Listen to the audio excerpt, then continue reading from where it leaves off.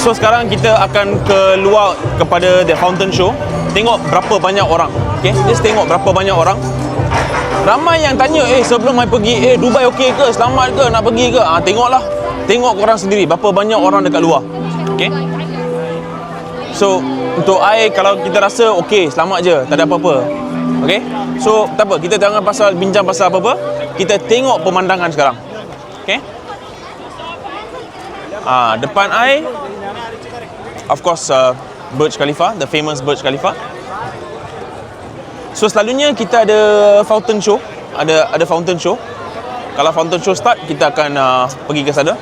But meanwhile, temporary boleh tengok lah. Ini semua hotel-hotel, tempat duduk, tempat tinggal. Okay.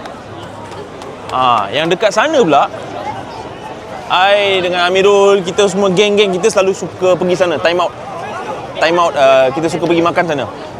So kita tengok fountain show, harap-harap adalah. Cuaca sekarang okey, dalam 36, 37. Tak panas sangat, tapi boleh tahan. Okey,